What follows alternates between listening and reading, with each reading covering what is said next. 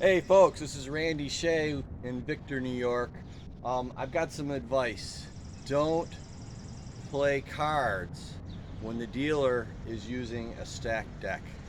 And the message is basically to the village government and other people that are in the planning process and people that are in something that's called a reimagine group and all this different things that I've learned about recently, but most specifically to the village board. Um, I've been at the meetings recently about possibly getting some grant money, which would be great because there's infrastructure grant money coming to the state, and we should put our baseball gloves on and capture whatever we can. You know, we can get some of the money that the state's been taking it from us in taxes, and the federal government's been taking from us in taxes, and make Victor a better place. Great. Now be careful though. You got to look at the strings attached. You got to look at the underlying stipulations in terms of how to get these grants. That's important.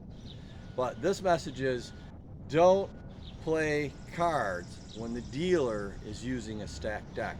And why I say that is at the most recent meeting of the village board, I was there. I'd been to a couple of these other meetings, and they're talking about putting together workshop groups, I guess committees or small committees that have the intention to come up with the ideas that would be necessary to put together a good grant proposal. The deadline is July 31st. Okay, and this was almost 2 weeks ago, and it still hasn't happened. I've told them right up front that I want to volunteer, and that I thought everybody in the group that was meeting that day should volunteer for this specific one because it's the only grant proposal we're probably going to have time to get out in 2024 to the state for some money. So I said, well, then why don't we all learn from this process and we all come together and we become part of this group? Well, first off, they said yes, we should focus on this one workshop, and it's for parks. It's for parks and trails. It's a grant that we could put in to get some money to help out and improve interconnectivity and parks and trails in the village of Victor, to the town, and looking at the master plan that the Victor Parks and Recreation put together, and then getting the input from citizens, okay, of the village. Anybody who's a quote unquote stakeholder in what happens here should be invited, but you're not. They do public notice about things, but they actually select who they vote. You know, they send certain people messages to invite people. I can tell you there's a large number of people that have an interest in keeping the rail here for Victor Insulators and possibly excursion trains again. A large number. The majority of our population is actually in favor of keeping this particular section. The section going to 251 to School Street, maybe up to the spur where it services Victor Insulator, that's more wide open to, you know, should we do that or shouldn't we? I personally think that would be a good idea. Some people that like railroads think that that should stay. So that's more controversial perhaps. But nobody, an average person, doesn't even know that this could happen. That spur could be taken out, which instead of Victor Insulators thriving when we go green and we need all these insulators and we got to upgrade the grid, and it's the last major manufacturer of porcelain insulators in all of North America, instead of having them just barely survive because they lose the rail service that keeps the cost of their product lower, they could be thriving. And all that needs to be done is you got to keep that rail. Now you could say, well, the rail needs some work. It does, but guess what? Infrastructure money that came from the federal government now to the state is being spent billions of dollars, billions. I think 7 billion is the first time and then 3 billion after that. So we're here talking about grant writing, right? But nobody brought up the fact that there's money to fix the rails. I think there's something going on. I can explain that more later. But what I can tell you is what I meant by not playing cards when the dealer is using a stacked deck is one of the trustees actually said, and we talked about it, that we would keep it to five people.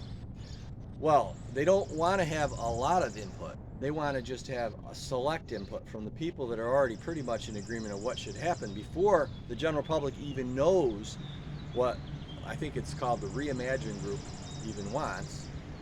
Did you know there's something called a Reimagine group? Because it's nothing formal from the government or anything. It's just a few people that get together, and usually there are a couple people from the government involved. But to keep it to what they've got in mind, they don't want to have a lot of people. So let me give you an example of how this would work. Let's just say that they have 3 people that are solid with what they've already decided that should happen. So there's really there's no public input. Unless you could sway one of those 3, then you're stuck. Then you have 2 people that maybe are not in agreement. So they do a vote, and so it's a vote of 3 against 2, and whoever it is that makes the rules, the dealer, says, "Oh well, sorry, you lost. You had a seat at the table. You got to make your points, and sorry, but you got outvoted."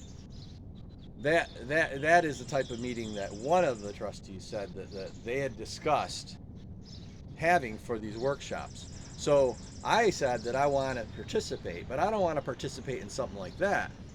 Here again, I absolutely 100% want to participate, but if they're going to stack the deck, so to speak, and have just the people that have already decided what should happen there, outvoting maybe 2 other people, that's not the right process. There should be everybody who was at that meeting should be able to and invited to participate in a workshop where we have 10, 15, 20. Now I had a talk with somebody who is part of this Reimagine group recently, and they basically said, well, we don't want to have 30 cooks in the kitchen. 30 cooks in the kitchen. In other words, before they even told people about this, they were already saying, okay, how can we keep this down to just a few people so we can make these decisions? They don't want to have your input. If you're a key stakeholder and you want to get involved, tell the mayor of the village of Victor, who is the dealer, that you don't want to play cards with a stacked deck, but you do want to participate. You want to be in this small group. Parks and Rec is something that everybody, I think, whether you live in the town or the village, to interconnect it to the town sidewalks and whatever we can do to improve the parks and stuff like that, that benefits all of us, and that includes people that live in the town. I consider you stakeholders, even though the focus right now is getting grants for the village. So that's what I got to say. Please, please, please don't just leave it to people like me who go out and find out information, and don't believe everything I say just because I have opinions. They're not always right. But in this case, I think I nailed it spot on. They don't really want you involved. That's it. Have a great day.